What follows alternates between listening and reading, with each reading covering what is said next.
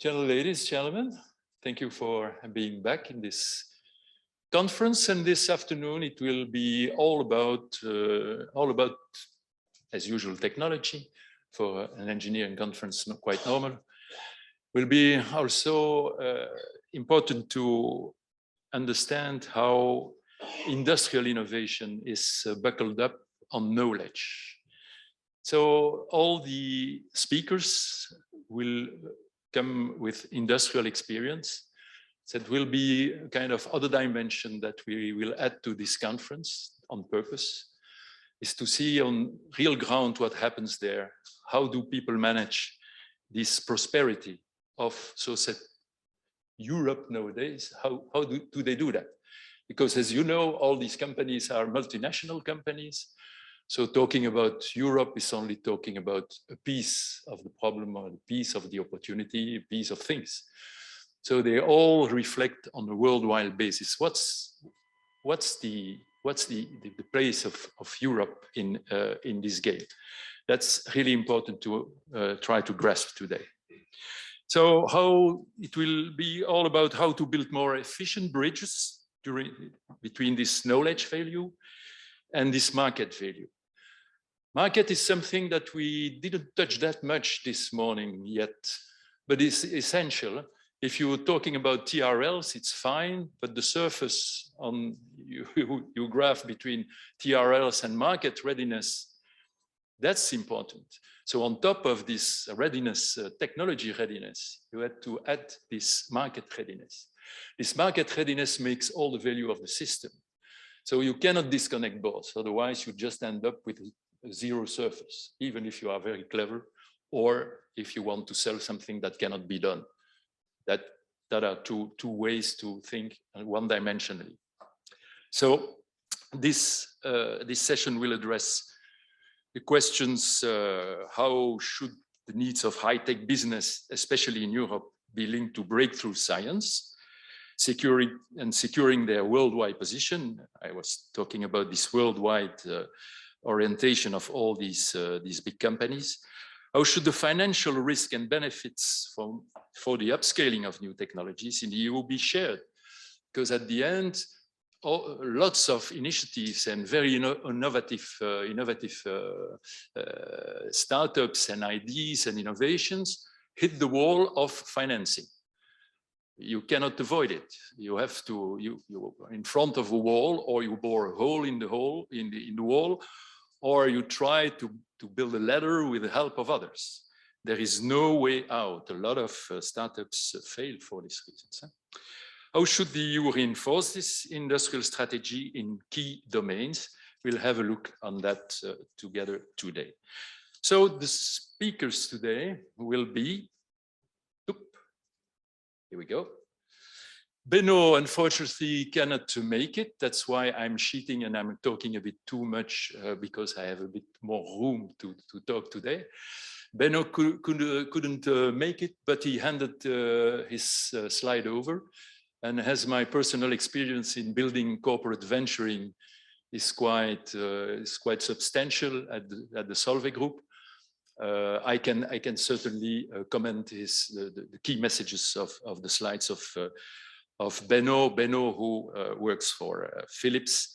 I will not be a representative of Philips, but by the way, I will carry the essential message that can be usefully used by anybody here. Then, so it will be about European initiatives of sharing intellectual capital. By the way, I will focus on corporate venturing because I think this is a key that is underestimated to make new ideas coming on stream. The second speaker will be Alex Nussem. Alex is Secretary General of ERMA. We talked about ERMA a couple of times this morning, European Industrial Research Management Association, which is an interesting body because it's cross-sectorial.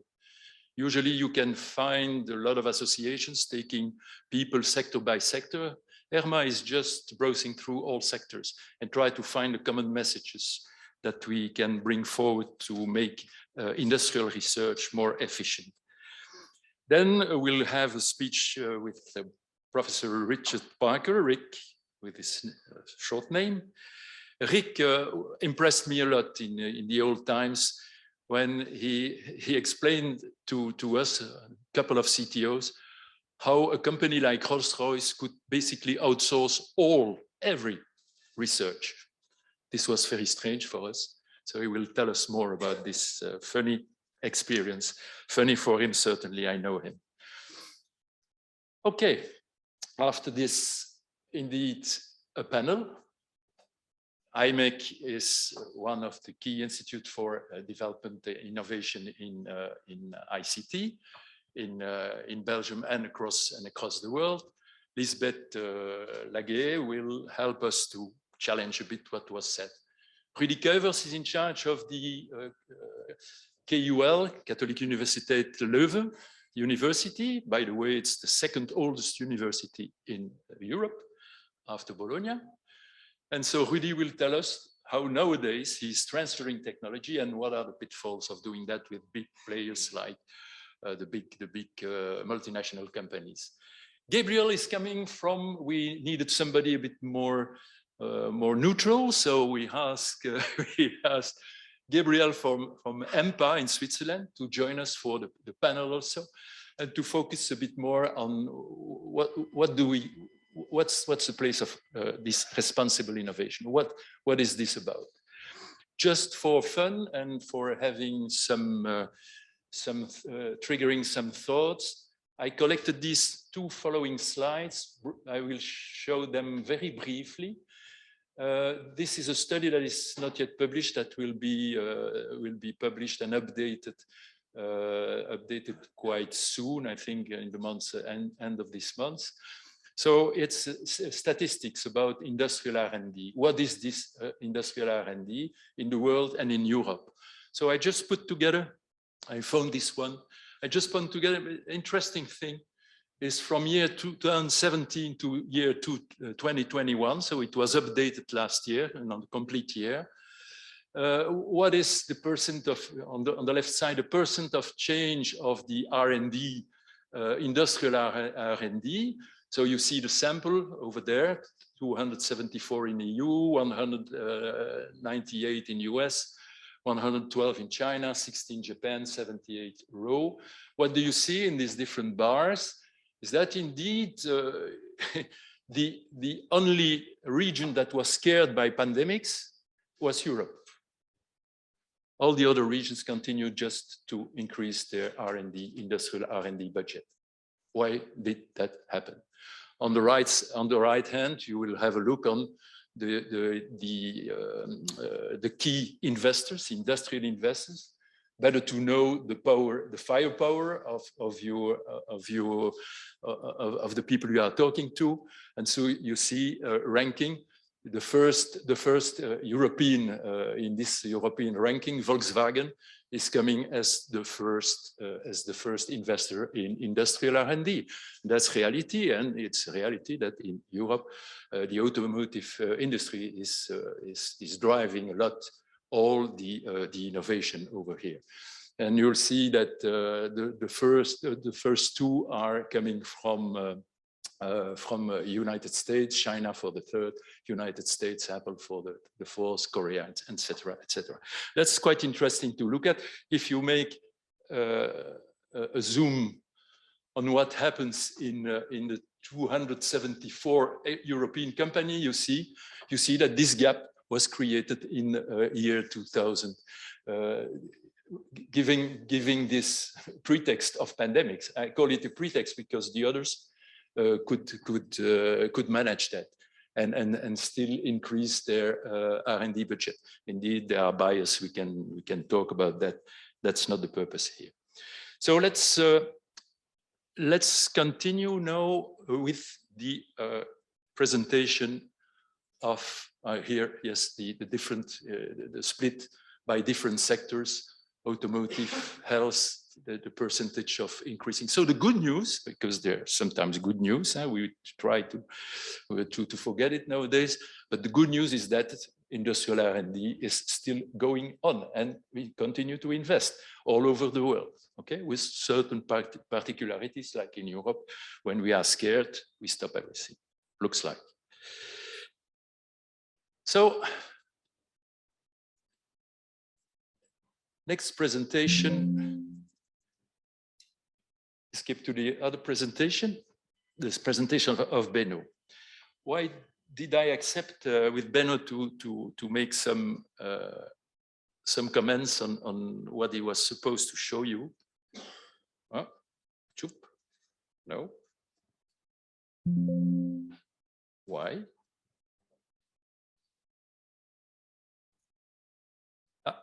We see it and then it disappears. Thank you. That's it. So it's very strange. It's very strange because, well, I told you it's all about linking technology to market readiness. And too often, this travel in between the space technology market looks like a random walk. You see, you go right on the market readiness, then you stop a bit the technology readiness, and so it's quite difficult for a big company to follow a track over there.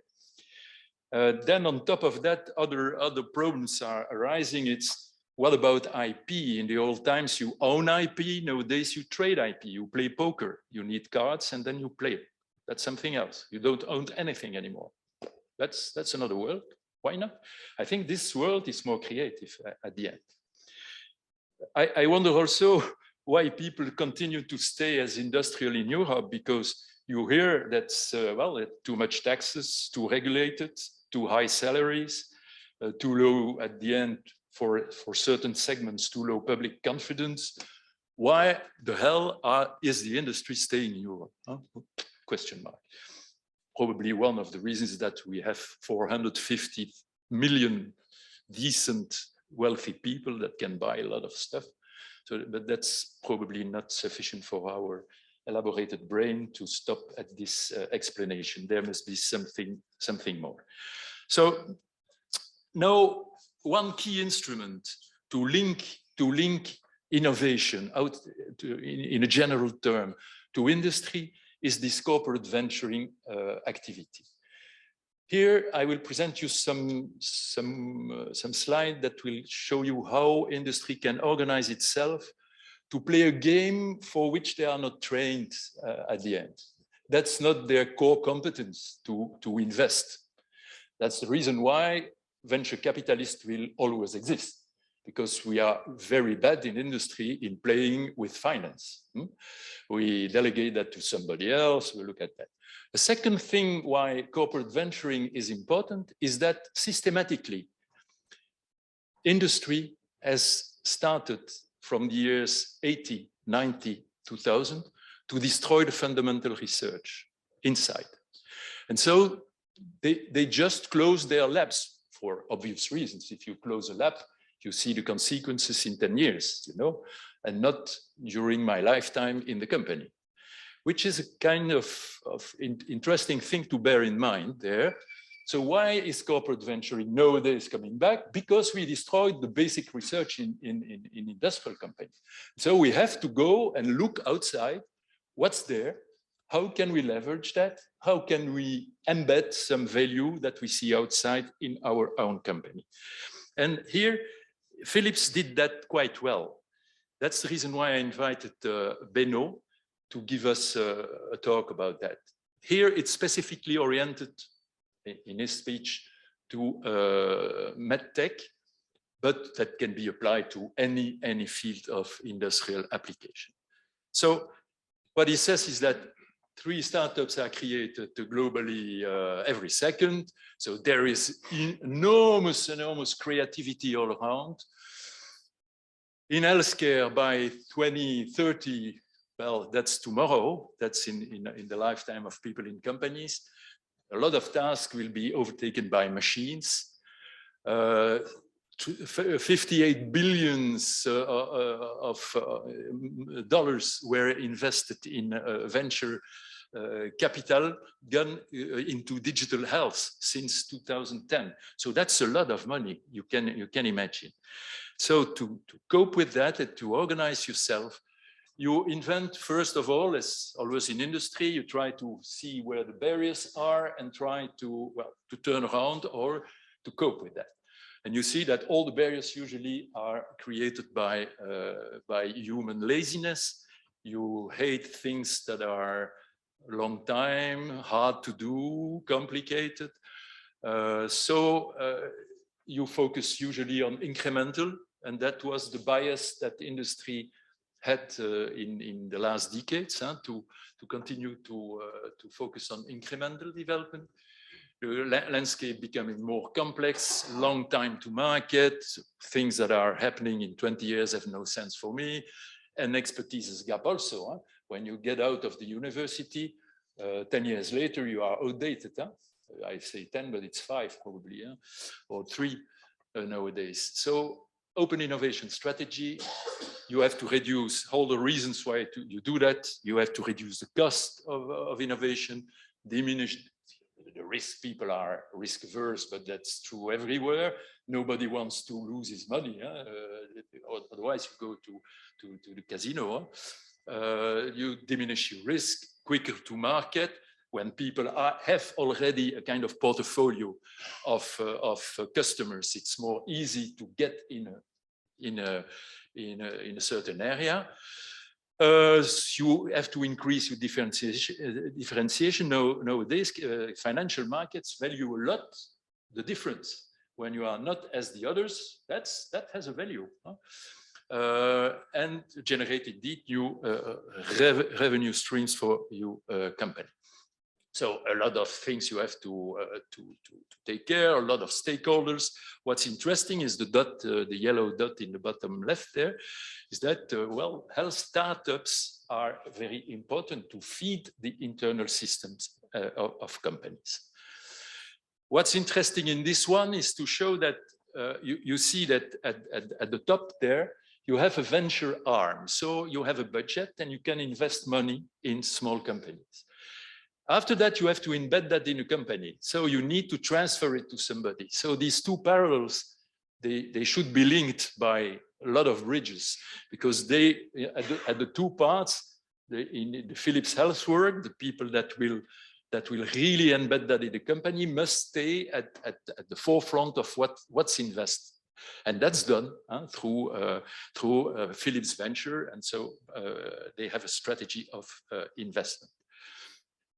So it helps a lot, not only for your investment and innovation, but it helps you to make your ideas clear about your own strategy at the end.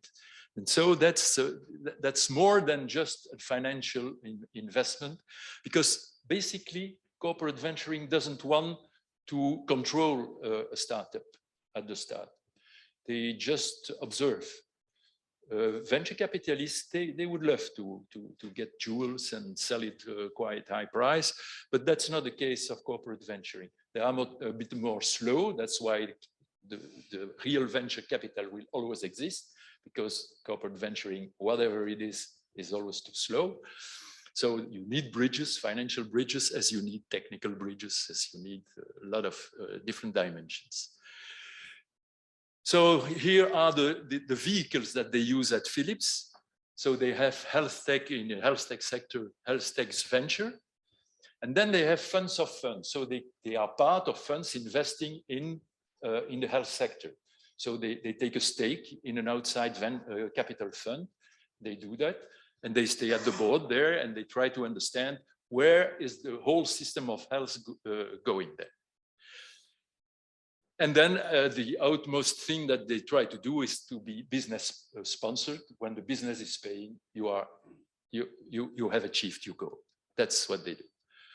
So that's basically how they work. So you start on your own on the left with the venturing in all these different areas: interoperability, digital twins, real world data, cybersecurity, and then gradually you get out and you hand it over to your strategic partnership inside. That's how corporate venturing works and should be enhanced in Europe. The standards really be enhanced today. There is such a disparity on the way different companies are handling that today we need to be a bit more efficient in nurturing each other with the best practices in the field. Okay, so beep, beep, beep, beep. Perfect set. So now I hand over, we change words, and we see with Alex Nussem. Where is Alex? He's hiding as usual. Ah, Alex, to give us insight on interesting initiatives at the European level. My name is Alex Nussem. I'm the Secretary General of ERMA, and ERMA stands for the European Industrial Research Management Association. The association has somewhat my age, and it's coming actually from the 60s. And it actually was born on the auspices of the OECD with a purpose to assist actually the technological development of the European industry. What is important only as information before I will go into the Attract project is that ERMA is bearing within its members the forefront of European industry and organizations and companies. As Leo just said, we are multi-sectorial. It can go actually from the food industry to Philips healthcare, and it goes also to other industries as energy like ABB and Air Liquide and Unilever and so forth. The most important part is that ERMA is providing actually a platform for the ones that don't know ERMA. It's giving actually a platform for the research, development, and innovators, practitioners, the ones that are really wearing the working boots, the ability actually to meet and discuss the processes, the practices, the tools to implement and how to do them. Not to talk only about the what, but also the how. So there is no platform. It's not on TikTok or Instagram. It's at ERMA. Okay, so this is about what ERMA is all about. Now I'm standing actually for our friends from CERN, because ERMA is also engaged in many European projects, and this is definitely one of them. Following whatever just Leo has told, that innovation is out there. The question is how we actually create a connection with it within the things. Let me just give you a bit before we enter into Attract, which is a European project under the European Commission. What is interesting is I would not call it even a project, it's actually an experiment. And it's an experiment actually that was driven by our friends from CERN, and the purpose is actually to bring breakthrough technologies into application and industry and so forth. The question is how is actually we do that? So for that, and I'm going to use here some languages of the European Commission, because all this experiment is led by RIs, which means that's the language of European Commission is the big laboratories. I will present actually from the far right for you. Yeah. For instance, the ILL is actually, the big neutron source. They are located actually in Grenoble. You will see then afterwards the XFEL, which is actually the laser source infrastructure. They are actually in Hamburg. Then we have the ESRF, which is the synchrotron radiation source. We have our friends from ESO, which is actually the aerospace, aeronautics, and infrastructure. As I said, there's big labs and so forth. The MBL, the European Molecular Biology Laboratory. Then you will see there ESADE, which is the business school in Barcelona. We have, obviously, CERN. You know what CERN is, I don't have to tell you, right? And then Aalto University. And each and one of us has a kind of a role on this experiment. And ERMA actually serves as the industry interface for this experiment. Now, when I say, when you see all these different research organizations, The purpose of Attract on this experiment, actually driven, as I said, by our friends from CERN, it's actually to create an ecosystem which is non-existent actually in Europe, because we do have very good laboratories, okay, in Europe, as you can see. We also have local and national and whatever, but there is no ecosystem actually linking them together. And that's exactly what the Attract is trying to put forward through the Attract. So this is the, yeah. Voila. So as I said, I'm not going to read to you the slides. I'm just going to give you the context of the things around it. So as I said, it's made a kind of an ecosystem, and in very specific trial of the project. I will move from the word experiment now to project, because Attract is a project where we are trying to interact in between the different organizations to create this ecosystem of bring innovation into real applications. So the Attract, voila, is answer to the question, as I mentioned, an ecosystem for the breakthrough innovation, especially in two sectors, which is detection and imaging. And I will explain to you why detection and imaging, but we'll continue forward. Can move forward. Okay. All right. So let's see what is breakthrough innovation. Okay. A lot of people are talking, you see, is a new Samsung phone, a new iPhone, is this a breakthrough innovation? Actually, we can discuss about it, but we think that breakthrough innovation is what actually is inside the phone, okay? You can see different parts. I don't know, the liquid crystal, for instance, it's integrated in, there is some, the WWW, the World Wide Web, actually by CERN and so on. So the integration of technologies within the phone, this is breakthrough innovation and technology, okay? Not the composition of them altogether. So moving forward. Now, when we talked about the Attract, Attract project had already 2 phases already, and we are moving to phase number 3. But let's start with the first one. As I said, it's actually an experiment, and there was actually a call that was given out to the market in order to get actually proposals for breakthrough technologies. And in phase 1, we got actually 1,200 propositions and proposals for breakthrough technologies. Normally, this technology is actually entered with TRL technology readiness level 0, 1. And the purpose of Attract phase 1 was actually to assist these technologies to arrive actually at least to TRL 3, which is proof of prototype level and so on.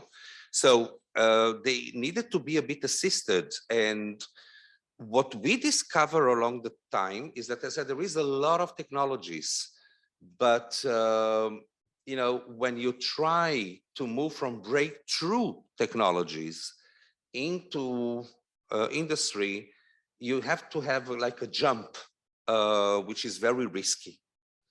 And this is exactly what the Attract mission is to do actually 2-tier management of the risk, actually, because at the very beginning, it's very difficult to people to invest in the technology because they don't know how, So we need to look on the risks. So in Attract phase 1, we are trying actually to assist selected projects in order to have what is called a risk absorption to raise them, to raise them on the level of the TRL from 0, 1 up to 3. 5 minutes? Okay. Referee, huh? Okay. Okay. So I'm going to run a bit further. Now, in phase 1 of the Attract projects, we made a call, as I said, and out of the 1,200 projects that were suggested, there was a committee that selected 170 that they were, how is it called, granted 100,000 K to accompany them to move the TRL 01 up to 3.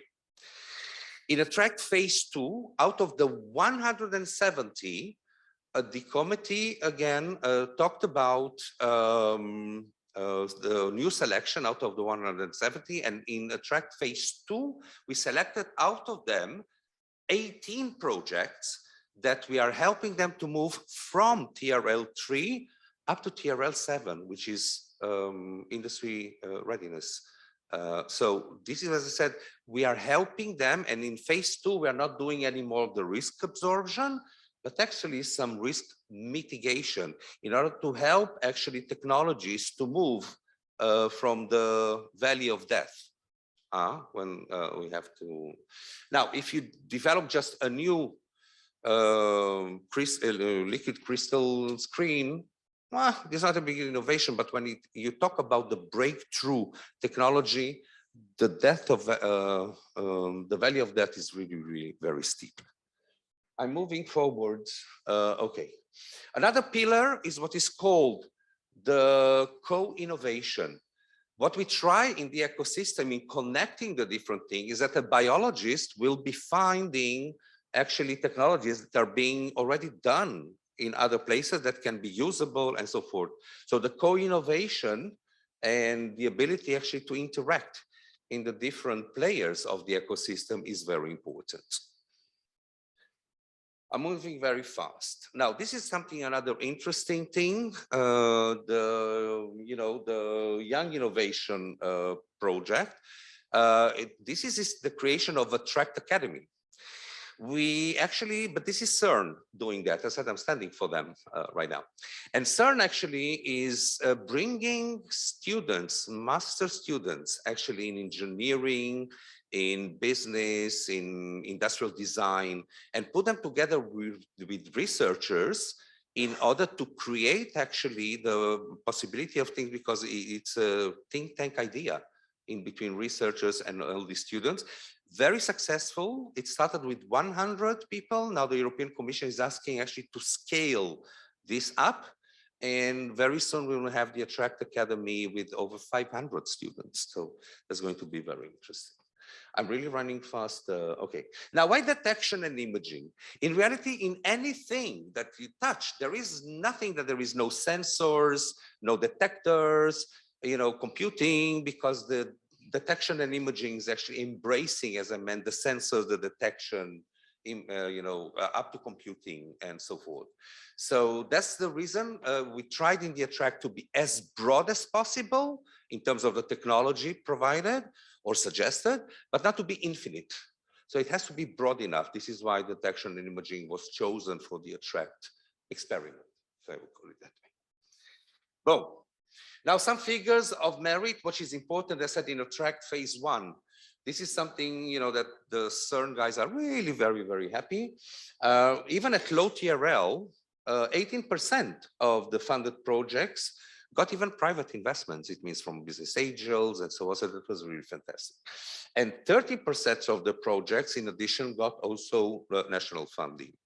What is important as well is even in TRL, low TRLs, I said 30% of the projects will go even forward to commercialization. In 1 minute, I'm about to finish. Okay, another figures of merit, 11 projects even discover new potential applications of things. Boom. Now, Attract phase 2, as I mentioned, 18 projects were selected out of the 170 in phase 1, and they were selected to level their TRL up to TRL 7.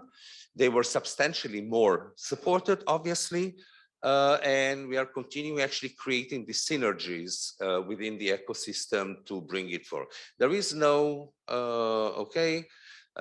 video, I need to go fast. And yes, as you can see, we are aiming to enable potential projects and interactions and synergies within the things. Last word, and I'm not going to move actually even to the presentation because I don't have the time anymore, and I appreciate you listening. We are also now at phase 3 of Attract, and this will be the final sentence. Now, what is Attract phase 3? Because again, it's under CERN, they are visioning the things in a spatial, and they realize actually that our world is capable actually of measuring very sparse locations, different issues with our planet. Now, in Attract phase 3, we're trying to bring calls that is going to interconnect the technologies for the measurement of the planet with the purpose that we bring forward actually the benefits for the environment, water, food purposes. So with more responsible perspective, that will be the new call of technologies for interconnecting these measurements of the planet. That will be Attract phase 3. I really appreciate your time, guys. Thank you. So thank you to Eurocase, and thank you to Leopold for the chance to address you today on this very important area of openness in science and data and innovation, and how industry can take advantage of that. But also, somebody mentioned this morning, there are some dilemmas, and there are certainly some dilemmas for industry, which I will explore.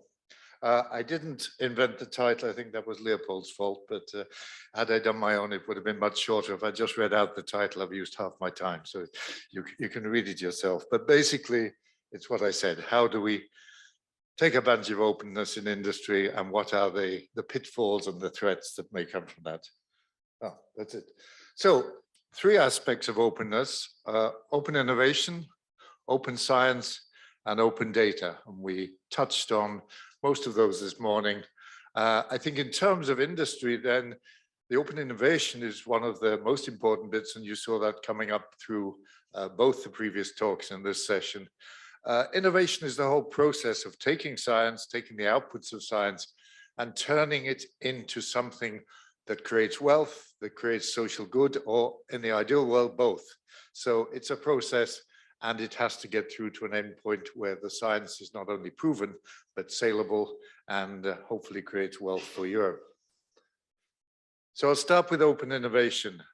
I learned a long time ago that if you want to impress people from Harvard, you have to be able to draw a box, and then you have to put 2 lines through it to make 4 boxes in total. And they think you're a genius. I never worked this out, but they seem to pay a lot of attention if you put up a slide like this. So if we're going to talk about open innovation, we should understand what are the alternatives. Well, obviously, if it can be open, it can be closed. What does that mean? And then for a company, you have 2 choices. You can do your innovation yourself inside your own company, or you can reach out to the rest of the world. And that's the bottom corner I want to get to. What is open innovation? So top right corner, what is open innovation that's also externally focused? But I'm going to go there one step at a time. Closed innovation, probably the best and the fairly old example is the Lockheed Martin Skunk Works. This is a place so secret in the middle of the desert that not even 90% of the people who work for Lockheed Martin are allowed in there. And yet it's done some fantastic things over the years. There's a photograph of the Skunk Works and some of the amazing projects and products they've produced for the US military. It says anonymous contributor. I think if his name was up there, he'd be in jail by now. So that's why it's anonymous. But it was very successful, and it's certainly been good for Lockheed Martin. The downside of closed innovation, one major one, is you pay for it all yourself. If you're developing military products, Uncle Sam gives you the money, so you don't care. But if you're trying to develop commercial products, you have to find all that money yourself to put into your innovation center. You can, within a company, have open innovation. You can encourage all your employees to take part in the innovation process. And again, probably the best and fairly old example of that is the 3M company in America. They had a policy that every single employee, if they wanted to, could take one afternoon a week off the clock, not book their time, just think beautiful thoughts and come up with new products for 3M company. And many of their products came out of that process. And interestingly, many of the products came from people whose job was not to develop that product in the first place. They had a different job. One good example that you all know is the famous Post-it note. And this is Arthur Fry. Arthur Fry had a problem. He sang in the church choir on a Sunday, and he would put little bookmarks in his hymn book. And when he opened it to sing the first hymn, he then shut it and all the rest of the bookmarks fell out and he couldn't find his place. So he went to a talk by one of his colleagues. He was not in adhesives, but Dr. Silver was in adhesives. And Dr. Silver said, I tried to make this really strong adhesive, but I finished up making a really weak adhesive. It will only just stick two pieces of paper together. And Arthur Fry said, just what I want. I don't want to damage my hymn book, but I do want my place marks to stay in place, and the Post-it label came from that. So Rolls-Royce, in introducing me, you mentioned this, Rolls-Royce had a process. We took a key decision in the 1980s, or at least my predecessor, Phil Ruffles, took a key decision. We're not going to have a big research center. We're not going to be like General Electric and Pratt & Whitney. We're going to work with universities. So when I became CTO in 2000, I inherited 18 university centers, all in the UK at that time. And what I did over the next 16 years was take the model and internationalize it. So by the time I retired from Rolls-Royce, I had 31 university technology centers around the world, still heavily in the UK, but throughout Europe, America, and in Asia. And that was where we did our research, not with Rolls-Royce staff, with students, professors, people. So by the time I finished, I was sponsoring each year about 550 PhDs. And was it open innovation? No, it's a very tight relationship between the company and a research group. It was open to the extent that we let them publish, we encouraged them to publish. Several hundred quality publications every year came out of this network, but also 600 patents every year that the company owned that protected the IP. So finally, we get on to open innovation that's external. And here there are two basic models. GE, many people have done this, but basic crowdsourcing, just put an advert on the internet and you can do this. So here's an example of one of the winners, Sonoya Nanduri. They said, oh, we have a problem in a lot of areas that are short of water. We need a very cheap, easy way of increasing the amount of water available. And he basically, if you wanted to take part in the competition, you had to sign away your rights to IP and everything on the web, and then you could submit your ideas. But if you won, there was a very healthy size check that went to the winners, and Sonoya was lucky in that respect.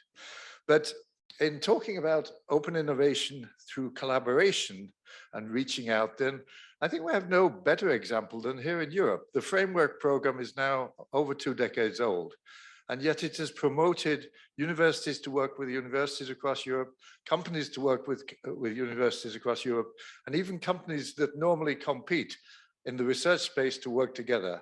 And I'll use one particular program that I'm very familiar with. So here in Brussels in 2008, under Commissioner Potocnik, who was running DGRT at that time, I launched the Clean Sky program. I went on later to chair it for 7 years until 2019. It was the biggest single program in the framework. Clean Sky 2 was 4.4 billion euros of investment from industry and from the Commission. And it was a joint undertaking. It was a public-private partnership set up, run like a company. I had a board with 40 people on it, and we ran this. And back to overheads, my overhead for that 4.4 billion was 2%. That was the cost of managing the program. I had a team of 40 people that managed the whole program. But you can see some of the stats there.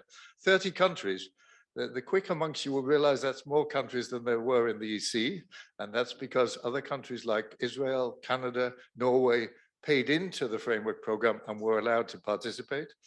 500 separate projects were launched, over 500, but it still hasn't finished, by the way, Clean Sky 2. 5,000 scientists and engineers involved in it. and 1,987 participations by different institutions and companies and RTOs and universities. 1,000 of those 1987 were SMEs in Europe. And so it did a fantastic job of encouraging, bringing SMEs into the infrastructure of research in Europe. So I think that's a very good example.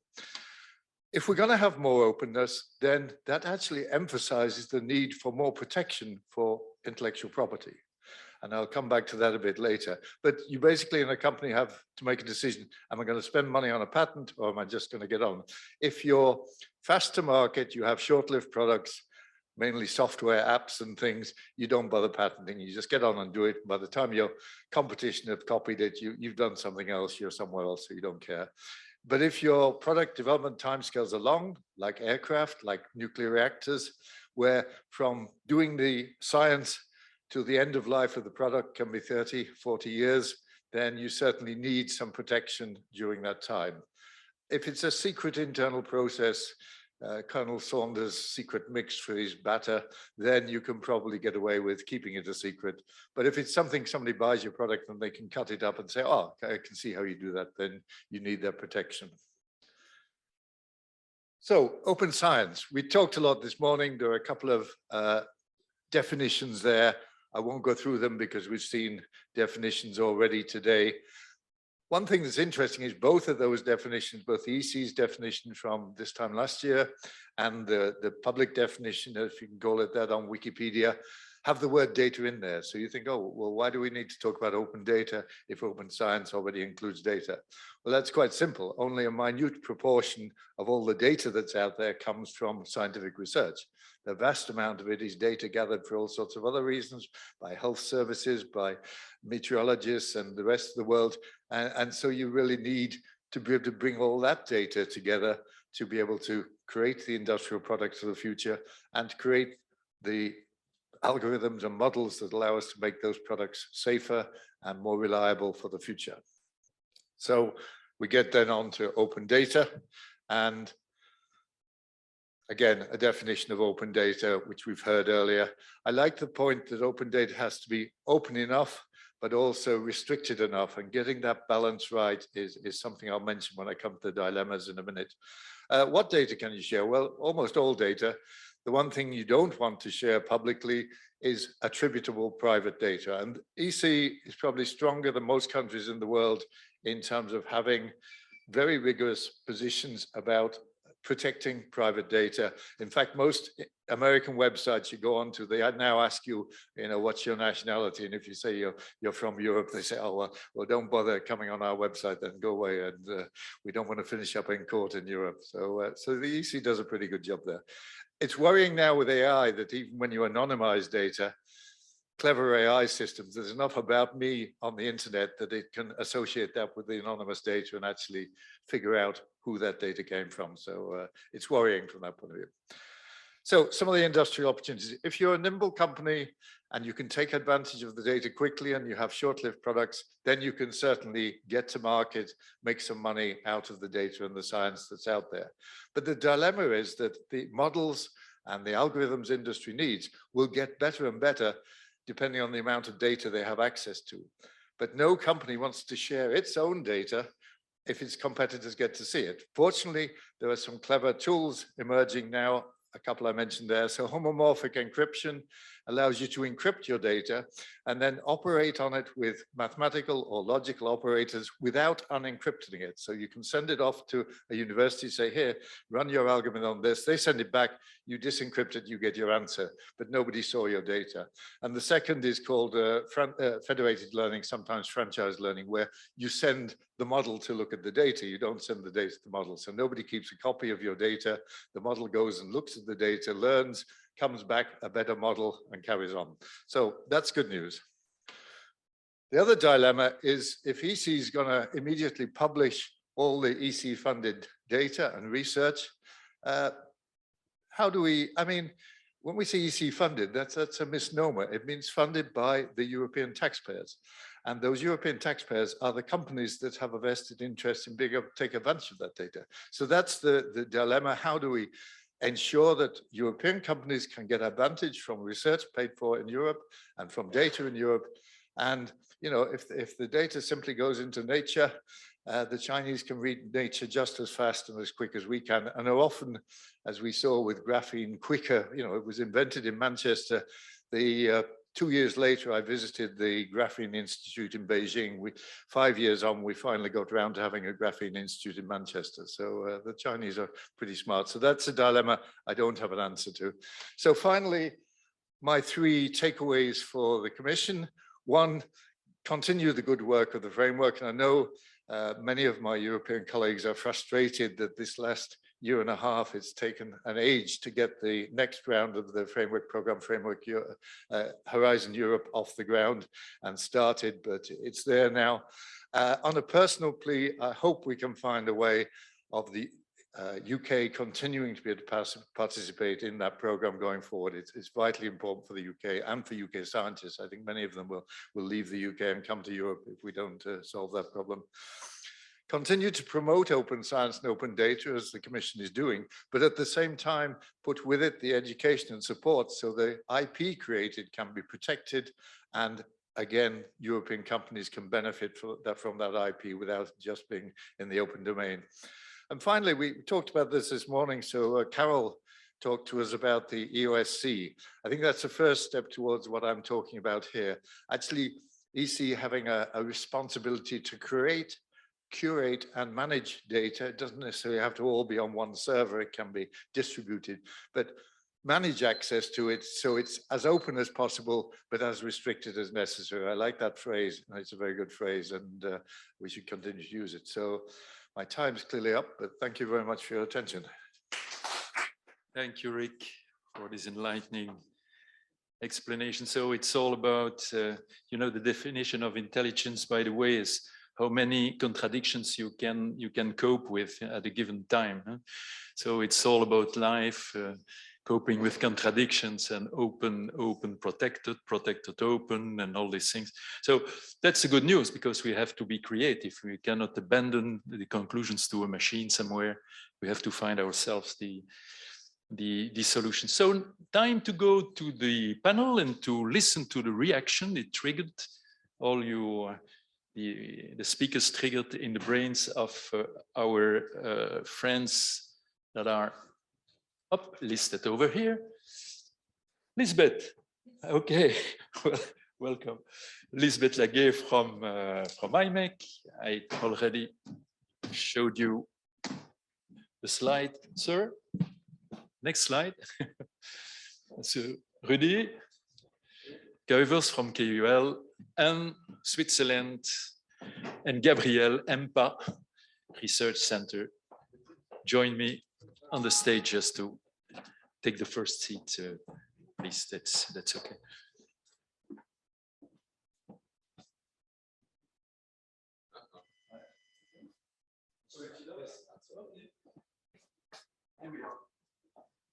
So first of all, I will ask you to have your warm reaction. Huh? You listen to half a day of presentations and looked at the speakers of our session. What are your first reaction? Lisbeth, let's start with IMEC. IMEC is used to work with industrials, basic science, breakthrough science, all this stuff. So what are your reactions? I think what is very interesting is the fact that all the speakers actually recognize in other words, the value of that. The value of that meaning that it is actually very hard to bring an academic idea that already has shown to work to the market, and on the other hand, you actually have the RTOs that are there to help bridging the valley of death. And we have the VCs, I think the presentation of Philips as well, that provides a vision on how that might happen, how that might get financed. Still, we see it's going too slow. So I would like us all to think about how can And who, how can that go who is faster? the slowest in the process in your view? Yeah. The one who triggers at the end the fact that it's not going as fast as. Yeah. as So I think the value of that is the right word. That's where it goes too slow. I think that we have fantastic tools in Europe to build better infrastructure. I think there's now the CHIPS Act, there's the different pilot lines that actually help us to build the best infrastructure to bring things to the market, innovation to the market. And we have the GREAT framework program that helps us to realize ideas. But still, yeah, sorry.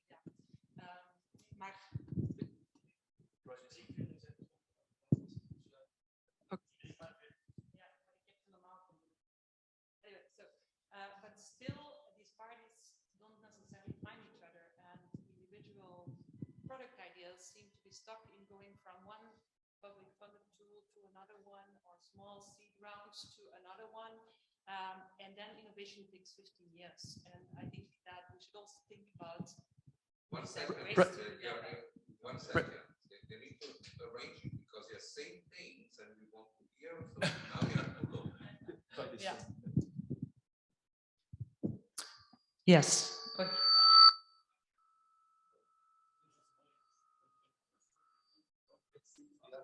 Yes. Yes. Okay, so I'll keep it far enough. Okay, I guess. You can hold it. Yes. Okay, trying to make the last point again. I think that so it takes individual entrepreneurs, individual startups still too long going from one grant to the other grant, going from a small seed round to another seed round. And in that way, innovation takes 15 years. So I'm wondering what the way is to accelerate that. How is that organized at IMEC, for instance? How many times do you see VCs? How many times do you see corporate venture people entering and getting in and out? How is the process organized? Yeah, so I think so I'm in the unique position of seeing both. On one hand, I see the Philipses and I see the large companies that like to enter into collaboration with IMEC for their chip-based research. And on the other hand, I see the small startups and I see the venture capitalists wondering how they can do or how to do chip innovation and be as fast as possible in the market. What we actually see is indeed lots of money for infrastructure, very little money to do chip-based individual customization for particular products. Yeah, I think there's enough money, but maybe the money should go a little bit more to that value of that rather than yeah. So I'm wondering, I've been thinking about that and I don't know the answer, but I do think that first of all, tools that would bring the small companies together with the pilot lines. So you have the pilot line grants and you have the framework like small ideas or small products. So a funding mechanism that brings the two together doesn't exist today. Oh, nice. And then another one I was thinking about, so maybe these venture capitalists actually should look at the deep tech in combination, because what I'm talking from my experience in health. In health, it is particularly notorious to notoriously difficult to do innovation, and the combination deep tech times health, where you actually need chips to do radical breakthroughs.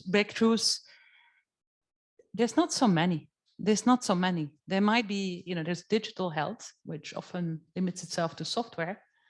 And there's a few deep tech venture capitalists focusing on chip-based innovation. And then you have the biotech.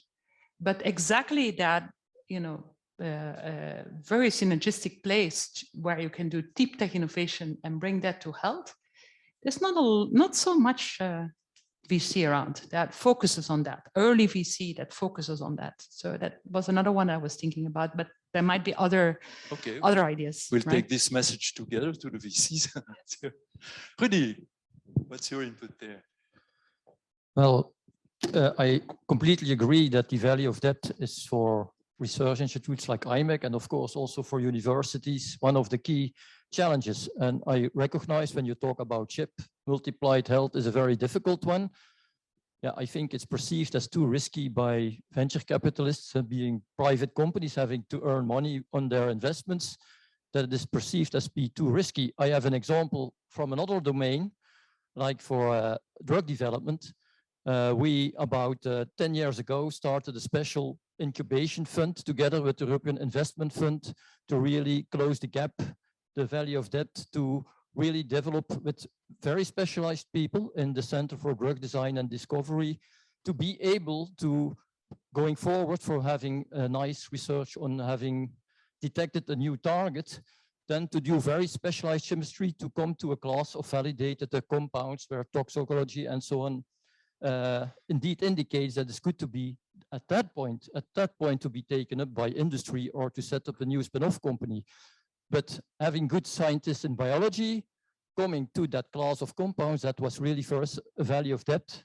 And then we could convince the European Investment Fund together with us. So we both provided about 40 million euros. So it's a fund of about 80 million euro to really help researchers and universities to go on. And in fact, thanks to the EIF, we also opened this program to other universities. And maybe we have to do something also for the medtech, because I see that medtech is a real difficult story, because many companies first want to have already clinical validation, but you cannot do any clinical validation when you're not sufficiently having developed your technology. So the value of debt, first the technology risk and then the market risk, of course, that's reality.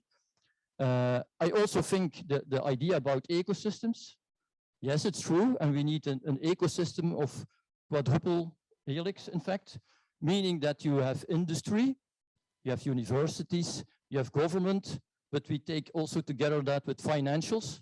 So having also a financial ecosystem which really covers from from the very low TRL level to the later stage TRL. So at our university, we have set up some specialized financing instruments, but of course, as a university, they are still limited. So I think we have to look at leveraging with other players to provide funds where needed. And I think it were a lot of nice presentations with the right messages. When you say about managing contradictions, open science versus innovation and intellectual property, well, that's, I think, the basic of technology transfer offices and my colleagues. So I have colleagues specialized in business development, investment management, intellectual property, because all these issues have to be covered. And it's always a challenge for each project to look at the right balance, to come at responsible partnering between industry and university, which requires a lot of flexibility from all parties. But of course, we are in favor of open innovation, but it's not that simple that by throwing everything open, we will maintain competition at Europe. So we have to find a balance and to look project by project, what is the appropriate solution. But indeed, there are a lot of contradictions which by industry and by university have to manage. And we are a public institution. So we have also a special framework, also a non-competition and so on, which we have to respect. Thank you, Rudy. Gabrielle, a neutral advice. I don't believe it. Now you know that I'm not neutral. Well, the good thing is about the third speaker is like, well, I can rely on everything that you said already. So I would take up maybe one or two dimension of use on, because the specific task that Leo gave me was talking about responsible innovation and public-private partnerships. And I see as a small means, it's maybe not the solution to everything, but the concept of public-private partnerships, a very good way of putting, let's say, projects or technologies that are maybe otherwise prone into starve in the valley of death into a prosperous future. And there are, I would say, two reasons or three reasons maybe for it, why a public-private partnership, being it, let's say, a one-to-one relationship or one-to-many or many-to-many relationship, is there are three topics that have already been mentioned quite a bit this conference. The one is complexity. So most of the time you need a number of partners, an ecosystem or a cluster to bring something to market. And then EMPA is the Swiss Material Science Research Institute. We are a federal organization. We are more academic than a classical RTO, and it's material science. So I always say we are at the beginning of the food chain, because before a new material comes into a product, it's a long way. The second one, beside complexity, I would say is trust. And if you are in a public-private partnerships, it's different than being just a project partner, because you make a commitment. That also means that it's not that a project is dead just because the driver within the company is changing roles or organization, because normally a public-private partnership is signed on a very higher level. It's normally on the C-level. It's the whole management team of the companies involved are committed to it, and then brings it a higher stability, sometimes even a permanence, to drive things from the research lab all through this really long and risk-prone type of bringing it up to an industrialized age. So it's not the solution to all problems, but it could be one solution.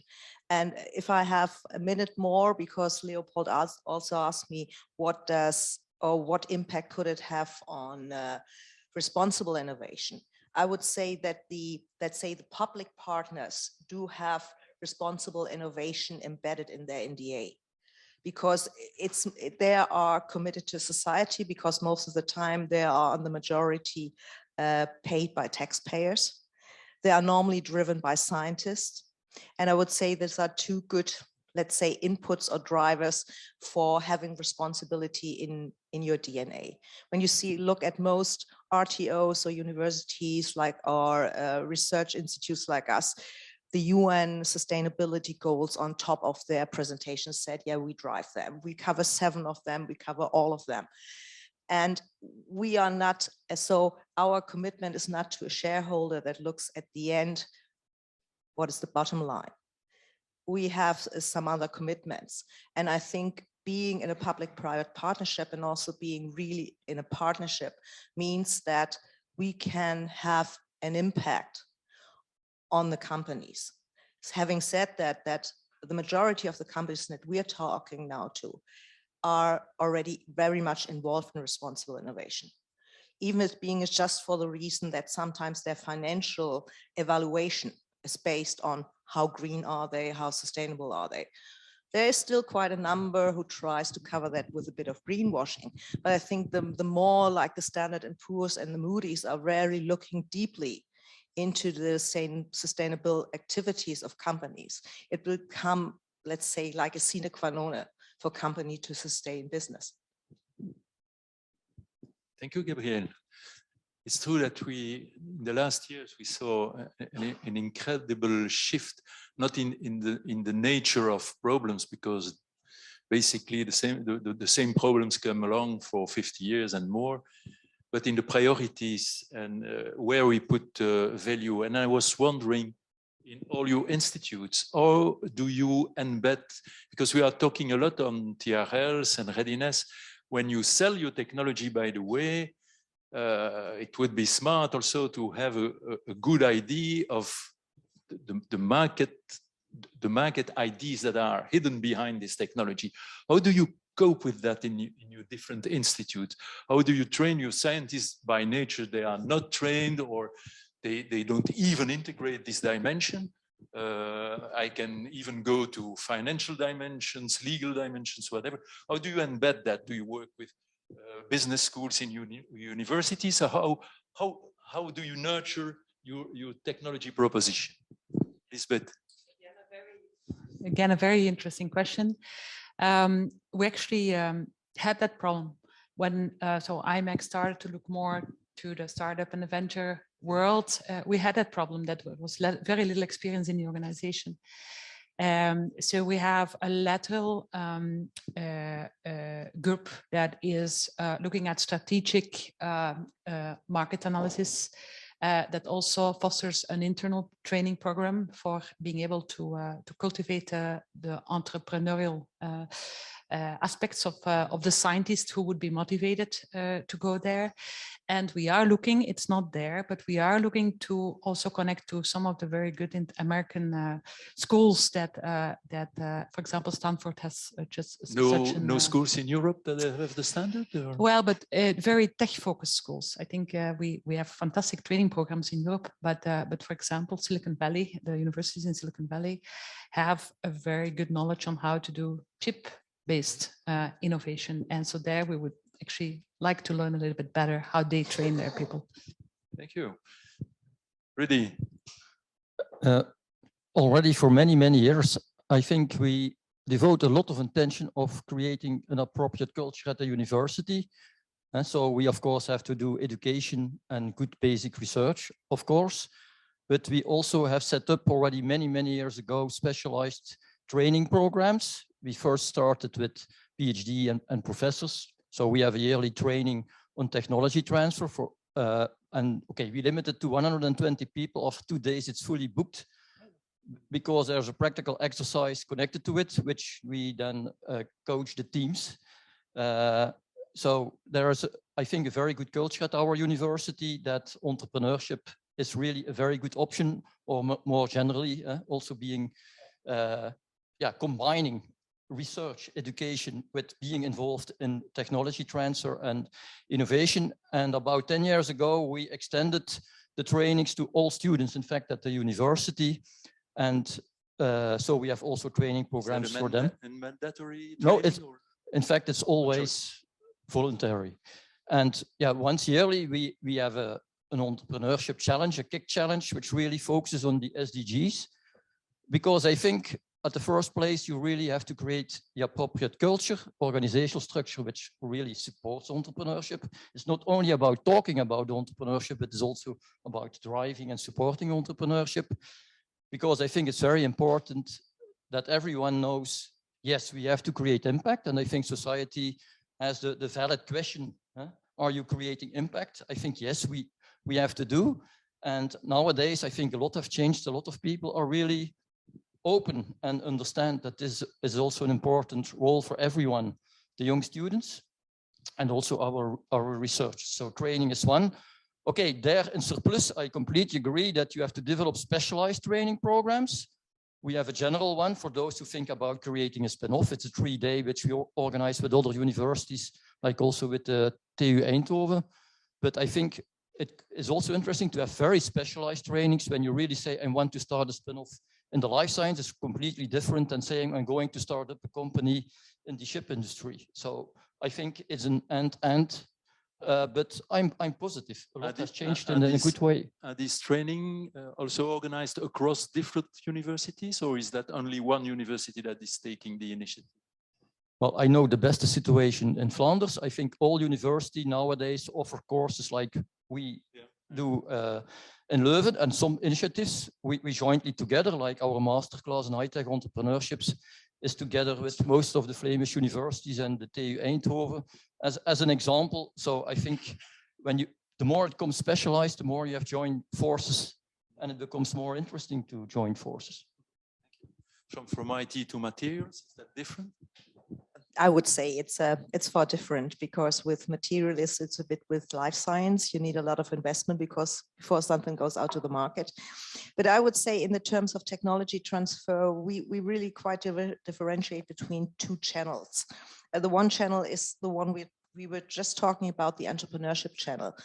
And at an institute with us, with material science, and where about 60% of the projects are with industrial partner, let's say the natural commercial, this is a complicated word, commercialization path is through the partner you initially did the project with.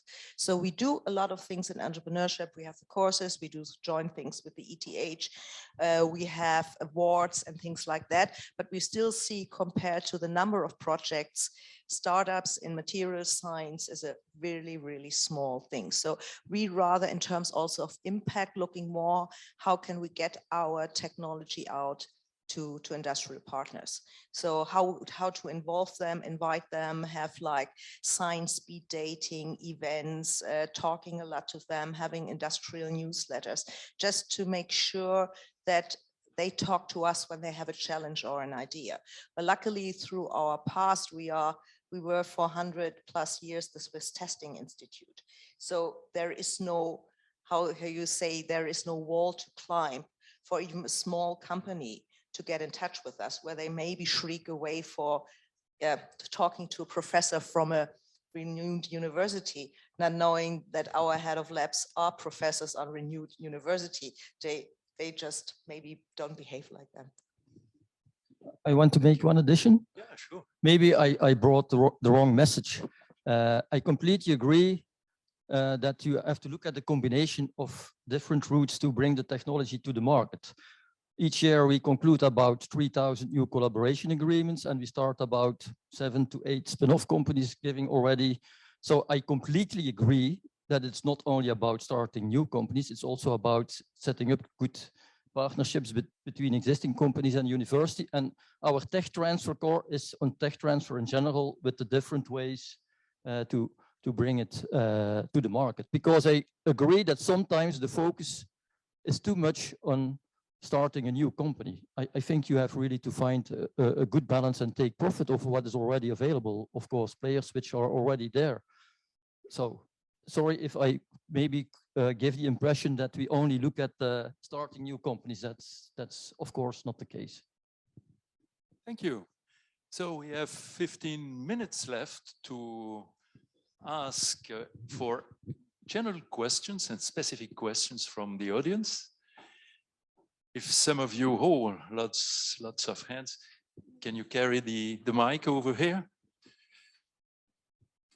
To the Triple E. Thank you, Mr. Chairman. Observation, what you said. The challenge the startup people have is to be visible to the prospective investors. How does it happen? What we are doing now in IEEE conferences, we have conferences which have papers, also exposition. Industry people come in, big show. One is the TND show in New Orleans, happened 4 months ago. We get a lot of big companies come. We now have a section for entrepreneurs, startups. Normally they don't come. GE comes, Honeywell comes, but now that is a section, 20 groups came. Companies are realizing it's much cheaper to invest early stage than acquisition at $100 million. So company like Honeywell and program, but 1 million startup, it feels okay. If 1 of 10 wins, they make $100 million overnight. Not one company investing $100 million. You may look at that possibility. Europe has many conferences that put that section for entrepreneurs. That's one aspect. Second aspect is those 20 young people who came, companies, get to know each other better. They never knew each other, they existed. A huge networking benefit that they can team up and be visible to a much broader scale. Just an idea that we are playing with right now. Thank you. Thank you. It's true for the ones that have worked in the US. It's the first impression you get. So it's so easy to talk to people, to connect to people, and to talk about business. You know, you just sit down. You don't know the guy behind you. You eat the same at the McDonald's, and you start talking. That will never happen over here. That will at one point happen, but it's very funny, very funny. I remember in one of these famous hamburger stations there, whatever the brand, he put on the wall a first chair of Microsoft with a handwritten comment: "This is nothing worth." Yeah. Okay. I've seen a hand over there.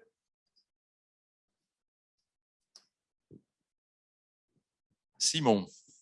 Yes, my name is Simon Dress. I've been involved in the industry, in the biotech sector for a few years, but my role was to create the links with universities.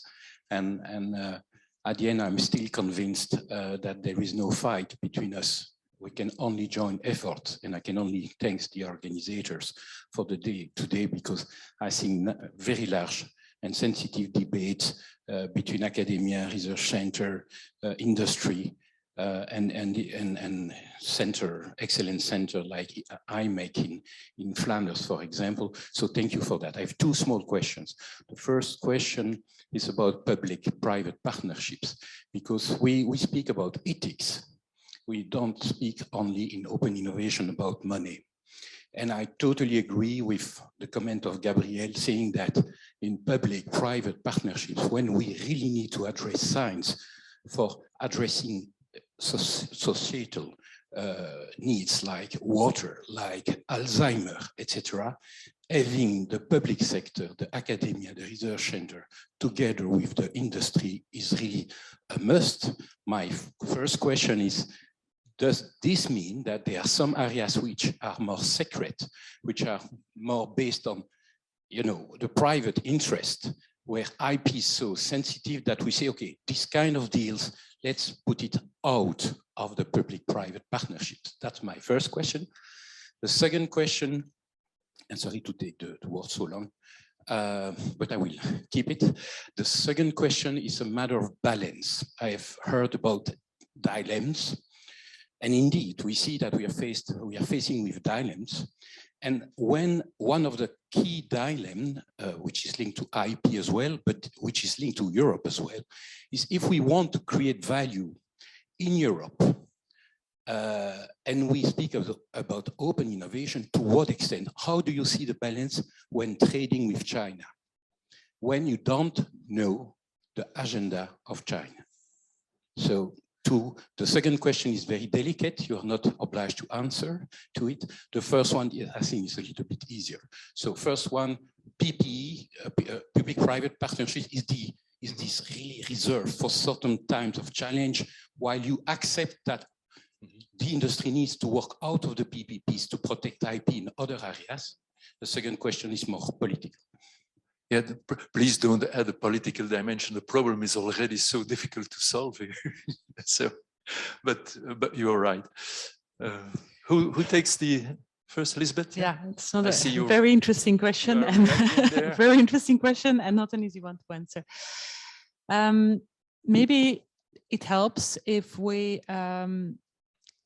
So I like the idea of public-private partnership, and to be honest, we are not that familiar with it ourselves. I think it might have, give solutions to certain problems that there are. But I would like to make the comparison between what IMEC does in what we call program mode. It's not completely open innovation, but it's innovation shared with different parties, versus private innovation, where we, for example, work on a product for one single company. So the way you strike the IP deal is very different, right? So there's always IP, there's always an interest.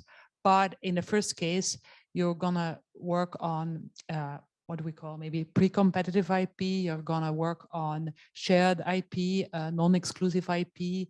Basically, the people that work together might decide together to own the IP together. Right, that might be a way. And then in a more private construction, of course, we are gonna, or the company that asks us to do the research are gonna make sure that they have their own exclusiveness carved out. Otherwise, they would not have any protection in the market for the unique things that they're trying to build with us.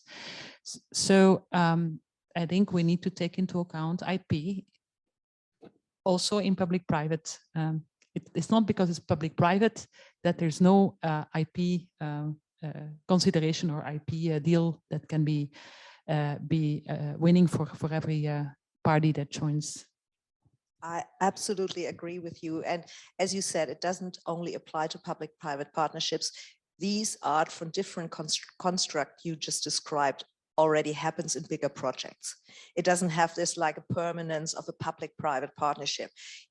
Even if you have like smaller consortia where partners are in competitive situations, sometimes only for parts of the project, you have to be quite very individual with the IP protection, how you formulate the contracts with those partners.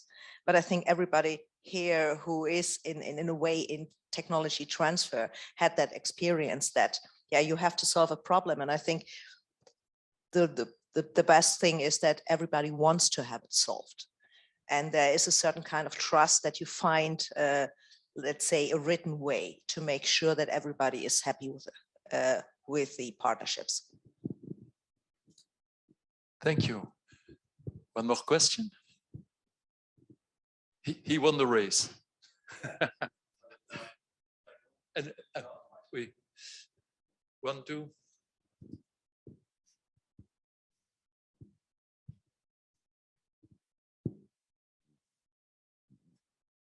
Although this panel is more balanced towards the public side, academic side, Leopold is big enough to take the other side and answer it from the other side as well. A lot of things that people do well are related to incentives. They have to have some incentive to do things. And when one says do more of this, the person will say, is it easier to do more of this, or will I have to do everything else as well? And what happens to me if I do more of this rather than that? I mean, these are the basic questions that everyone has, including in academia, but also in industry. Mm-hmm. So what are the significant incentives we can introduce?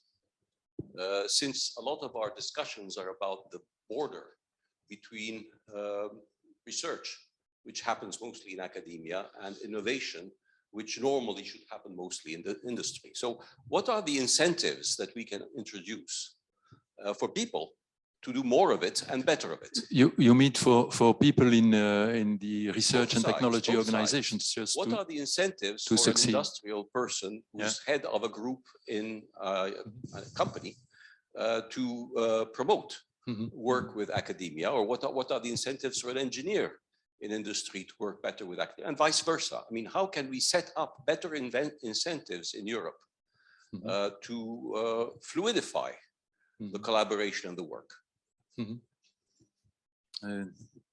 Thank you.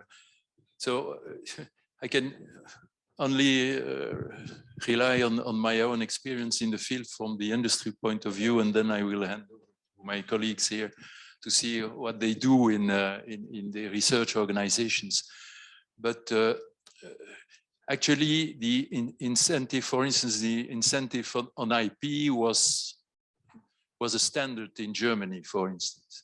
We ran into trouble in the whole group because these guys were rewarded, and in the other parts of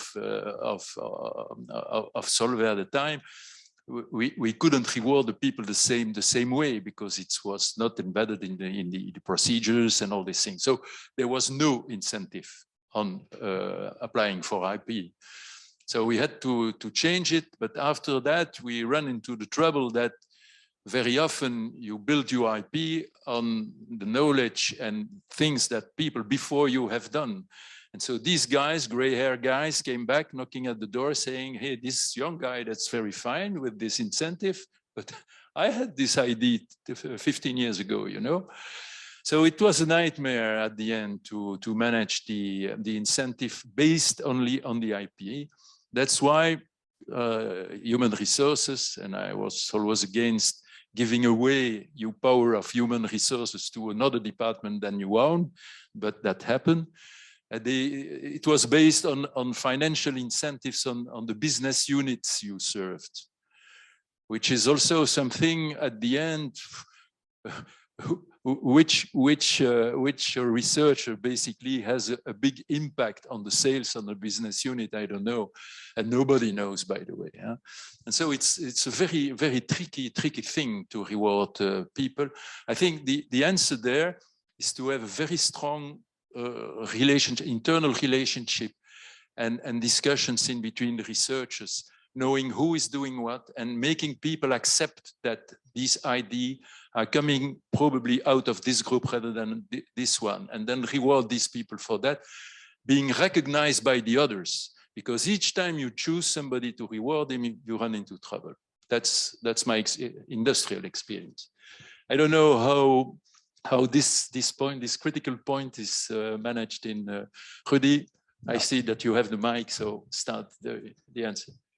Yeah, it's a very important point. And already from the very beginning, in 1972, we have set up a new now it's not new anymore, of course, but we set up an incentive system at the university. First of all, when you generate income by collaboration with industry or via licensing on intellectual property or spin-off creation, when you have some extra money which you generated in surplus of the cost for many projects, you have costs and you cannot generate a large or any surplus, but when you can generate it, it comes back to their LRD, KU Leuven Research and Development Division, except for an overhead of 17%, meaning that 83% goes immediately back to the research group involved with the successful innovation. Maybe you say, oh, that's quite obvious, but in university, this is not so obvious. It also means that when they generate the money, they can together with our general director, in fact, decide on what to do with it. So you do not have every time to go to the head of the department, the head of the faculty and so on to say, I want to invest in a patent or I want to invest in a spin-off. That's a very important incubation financing mechanism, by the way, that you can reinvest your surplus in the incubation of a new startup, or you can also say, I use it to buy a new piece of equipment. I have very successful research groups who invested a lot of money, again, in really state-of-the-art equipment and buildings and so on. But the incentive is that they get a very big part of the return they generated back on their financial account, and they can decide what to do with to build a really nice research group with state-of-the-art infrastructure. That's important, I think. Secondly, I think when you go to say, I devote time to write a patent versus writing a publication, that writing a patent is also equally valid.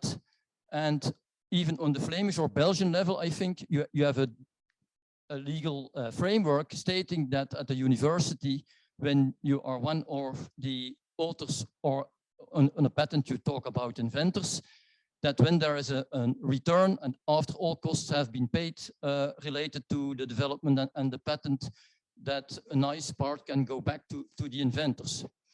So that's also an important incentive, because what we see in practice, of course, to bring really something new out of the university to a successful patent or innovation is quite a time-taking path in which you really need the researchers being actively involved. We as a technology transfer office, we are not the experts developing a new technology, a patent or so on to really successful innovation. I think it's really important that the researchers being the key drivers are really committed to do that in surplus to the other tasks, basic research and education.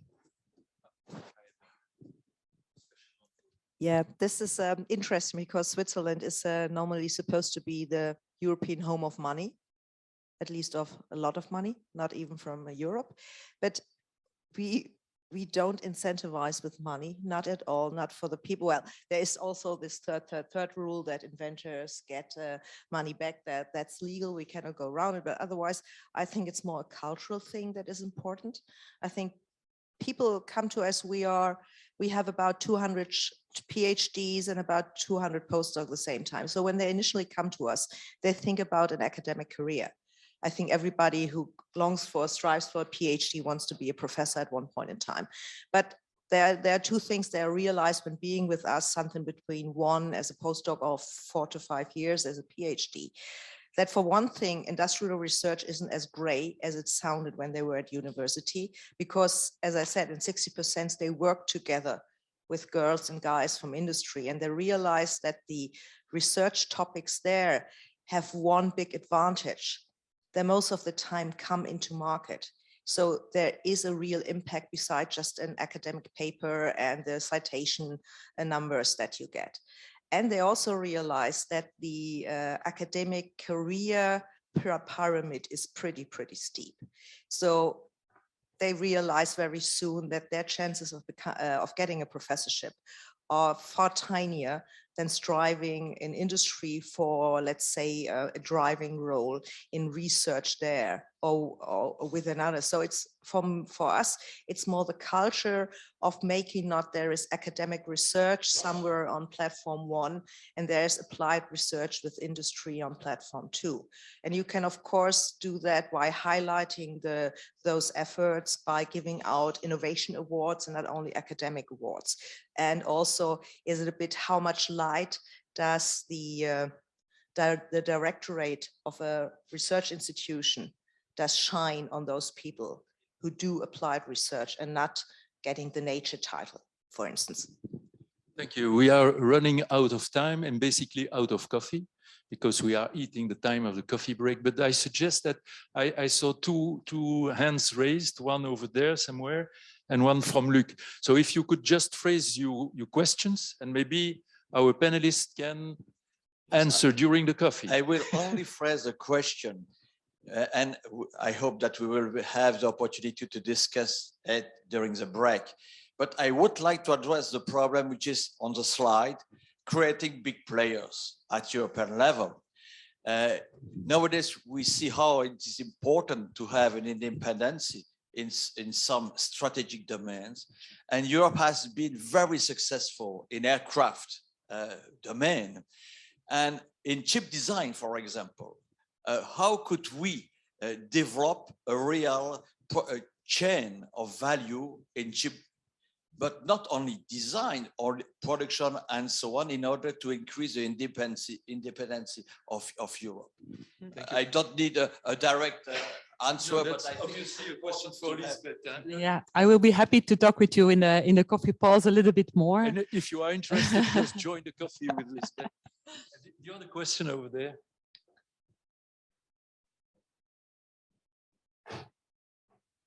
Vanuit KU Leuven, 3 suggestions. 1, dramatically lower the cost of IP, like copyright, you just have it, and accord a grace period after publication. 2, reward people for failure and failing fast and make them publish exactly why things failed, because too often we have some idea that apparently didn't make it, but no one knows why. 3rd, in medicine, the most obstructive force is the conservatism of the clinicians who are taught primum non nocere, first do no harm. I'm not saying they should abandon that, but they should also, on the other side of the ledger, think at the benefits that do not occur when they fail to introduce medical innovation. Thank you. Thank you. So after action reviews, we designed that in industry also, just having a look on, it comes from the army, by the way. So when things are going wrong, just gather and see why, because you lost half of your team, what happens, what happened there. And it was really, we did that a couple of times, very successful. The problem in industrial environment is that it's time consuming and you have never the time to build on it. You just collect the problems and you never address the solutions. You pile up, you continue to pile up experiences, but what to do with it, it's something very difficult to organize. If I remember well, maybe they are doing better than in my time, I hope so. But it was really difficult to maintain the pace of learning by failure. You fail so many times that you have a lot of things to say every day indeed. So I suggest that we close here. If you are interested, you know who's Lisbeth, Rudy, and Gabriel. And I suggest to drink the coffee with them and continue the discussion. Thank you. Thank you.